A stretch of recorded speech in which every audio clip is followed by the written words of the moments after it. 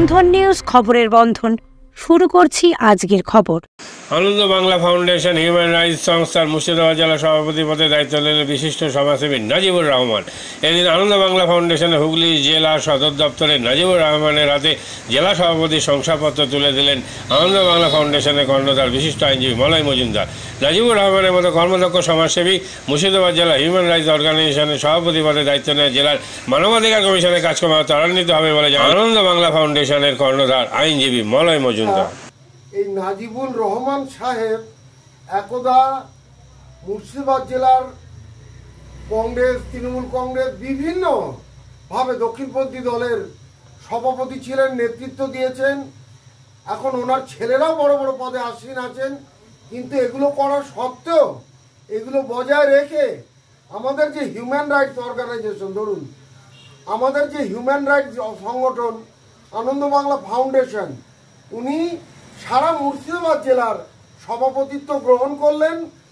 উনি রাজি হচ্ছিলেন না, আমরা অনেক অনুরোধ করাতে উনি রাজি হলেন এবং সর্বভারতীয় হিউম্যান রাইটসের একজন এক্সিকিউটিভ মেম্বার হিসেবে আপাতত নিযুক্ত হলেন।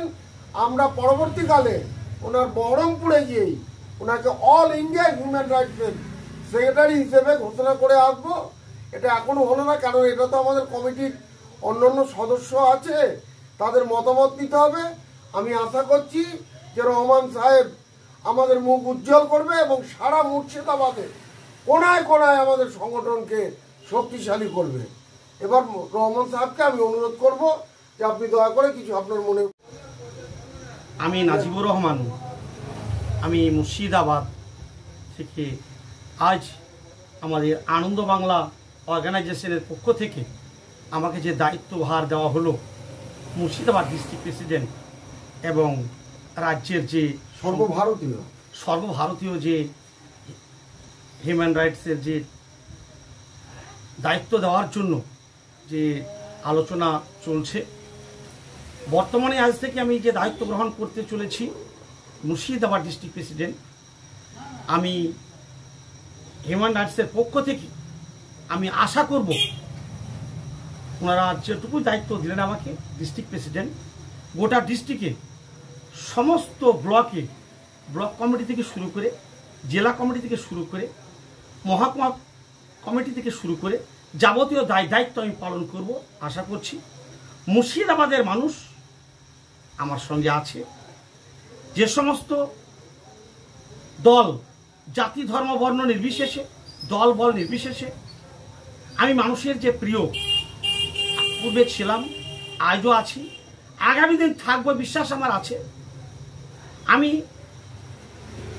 সকল দলের শুভনোধ্যায় ব্যক্তিদের পাশে থেকে সকলকে নিয়ে আমি মানব জাতির উন্নয়নের স্বার্থে যেগুলো করণীয় নিশ্চিত আমি করে থেকেছি পূর্বে, আগামী দিনেও থাকবো।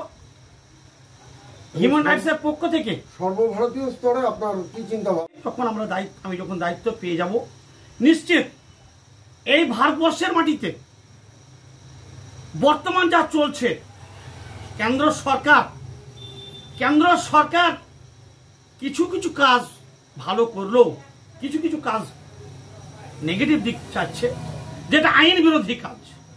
আমাদের হিউম্যান রাইটসের মূল উদ্দেশ্যই আইন লঙ্ঘনকারীর বিরুদ্ধে হুঙ্কার দেওয়া। আমরা কেন্দ্র সরকারের বিরুদ্ধে নই, আমরা রাজ্য সরকারের বিরুদ্ধে নই, আমরা কোনো সরকারের বিরুদ্ধে নই, কোনো দলের বিরুদ্ধে নই, কোনো জাতি, ধর্ম, বর্ণ নির্বিশেষে কারো বিরুদ্ধে আমরা নই।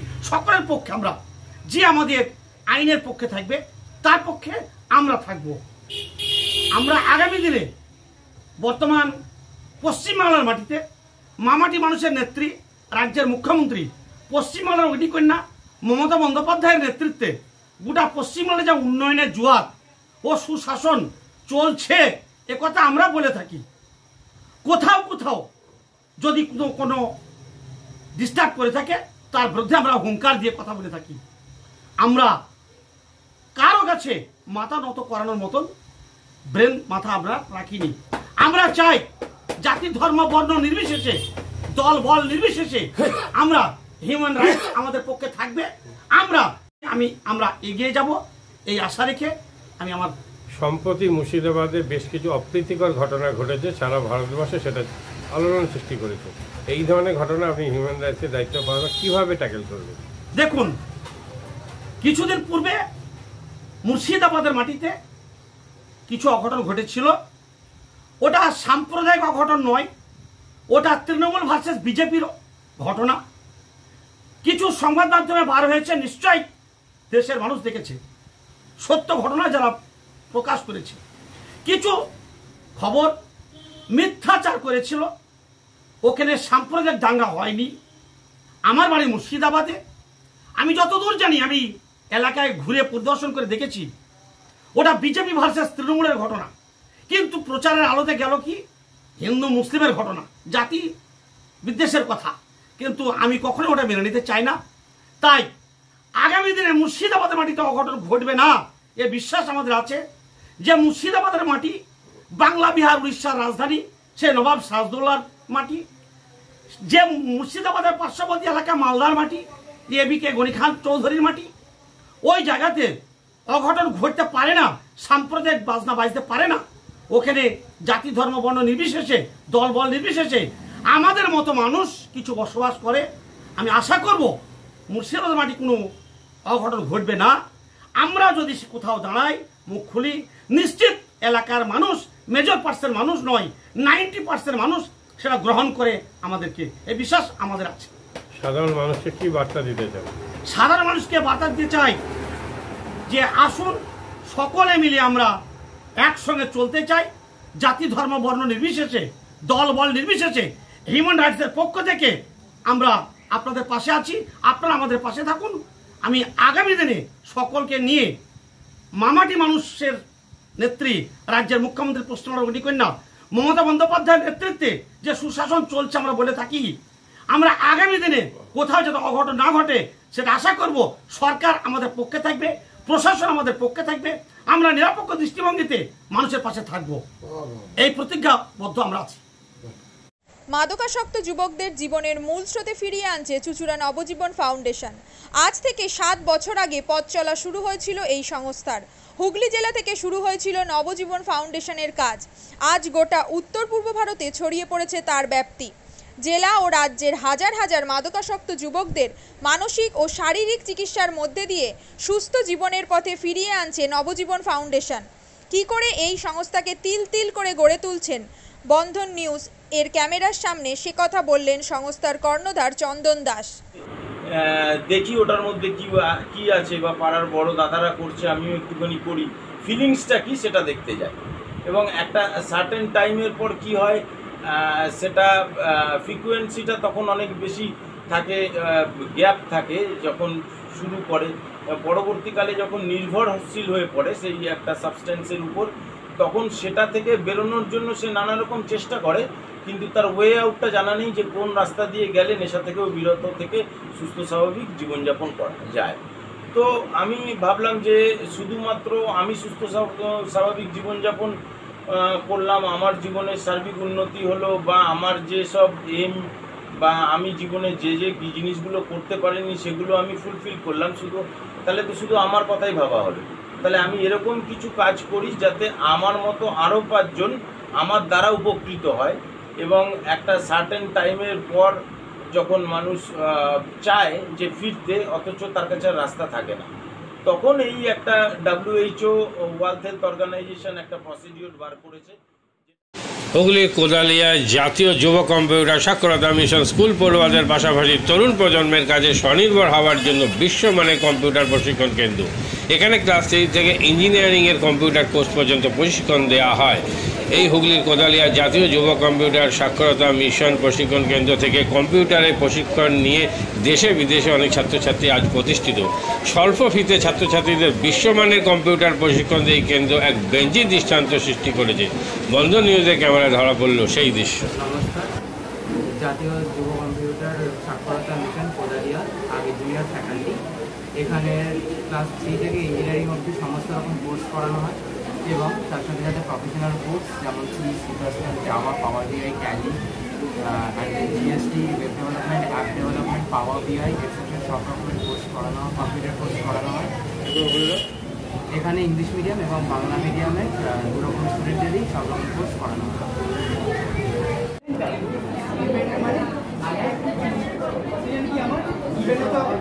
সেকেন্ড কি আমার ট্যালেন্ট রাইট। আমি এখানে কি করলাম, এই পার্টটা বার করছি কাকে, এই পার্টটা the first while loop is for the sum of digits and the second while loop is for the reverse.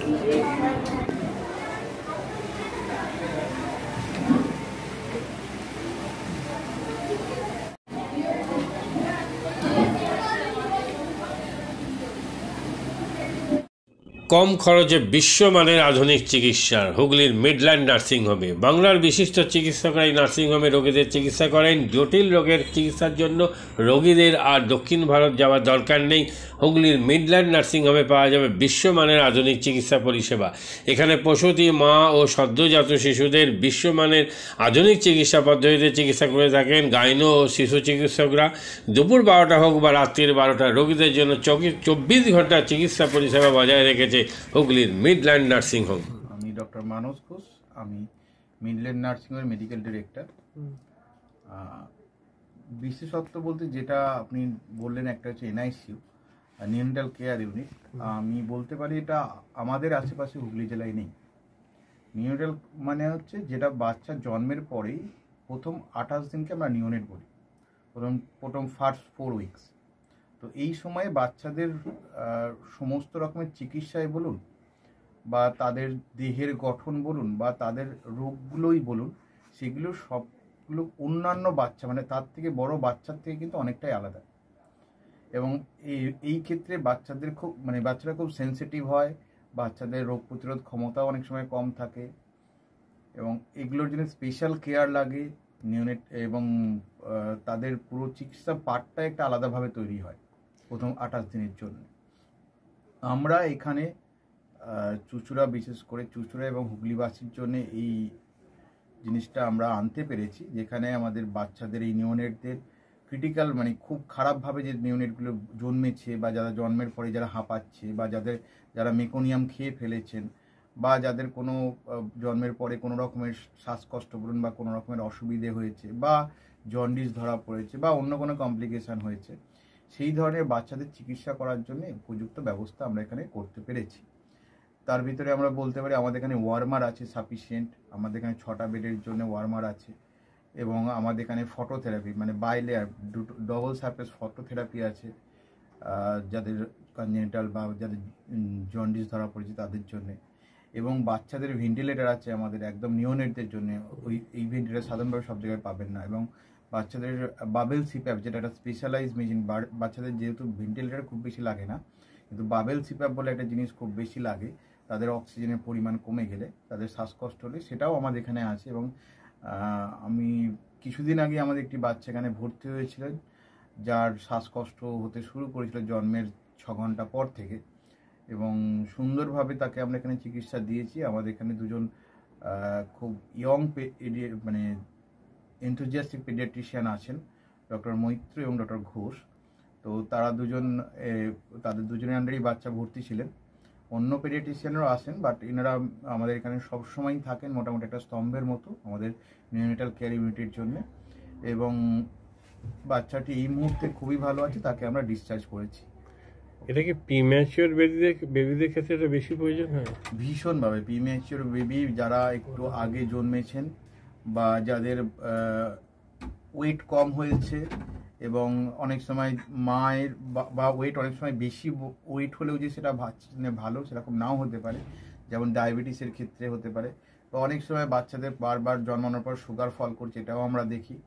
অনেকগুলো কারণেই যেগুলো জন্মের পরে পরেই যে সমস্ত সমস্যাগুলো হয় সেগুলোর জন্য এরকম স্পেশালাইজ ইউনিট দরকার হয়, নিউনেটাল কেয়ার ইউনিট, এবং সেটা আমরা এখানে করতে পেরেছি। প্রথম কথা হচ্ছে জীবনের দাম সব থেকে বেশি, ঠিক আছে, এবং যে মা 10 মাস তার বাচ্চাটাকে গর্ভে ধারণ করেছেন তার জন্য সারা পৃথিবীর সব থেকে মূল্যবান জিনিস বা সেই বাবাটির জন্য কিন্তু সেই শিশুটি। রিগার্ডিং কস্ট যদি বলেন, আমরা এমনিতে একটা মফস্বল এলাকাতে থাকি এবং আমাদের পুরো নার্সিংহোমটাই মফস্বল এলাকাতে। আমরা সেটার কথা মাথায় রেখেই আমাদের যে সমস্ত কস্টগুলো রেখেছি, এবং এই যেটা বললাম কয়েকদিন আগে আমাদের একটি বাচ্চা যাকে হঠাৎ করে শিফট করতে হয়েছিল নিকটে, সে চিকিৎসা পেয়ে গেল। তার বাবা মা দুজনেই খুব স্যাটিসফাইড। আমাদের সেটা আমাদের যে ফেসবুক আছে, পেজ আছে, সেখানে আপনারা তাদের কথা শুনলে বুঝতে পারবেন। এবং কস্ট মানে যথেষ্ট রিজনেবল। আমি একেবারে কম বেশি এরকম বলবো না, আমি বলবো রিজনেবল। আমাদের মফস্বলের জন্য যেটা হওয়া উচিত সেই রকমই করা আছে।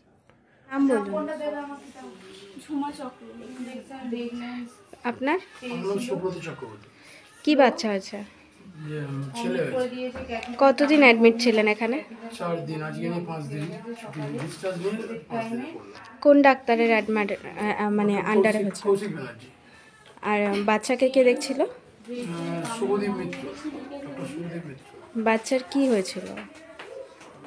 শ্বাসকষ্ট ছিল, আর স্যাচুরেশন পাচ্ছিল না, ফটোথেরাপি দিতে হলো। শ্বাসকষ্টের জন্য কি করতে হয়েছিল? ভেন্টিলেশন দিতে হয়েছিল। প্রথম সকাল থেকে তো এমনি নর্মাল অক্সিজেন চলছিল, রাতের দিক থেকে আবার ভেন্টিলেশন দিতে হয়েছিল। এখন কেমন আছে বাচ্চা? এখন ভালো আছে, একদম সুস্থ। মা কেমন আছে? মা ভালো আছে। আচ্ছা, আজ বাড়ি যাচ্ছেন তো? হ্যাঁ, থ্যাংক ইউ।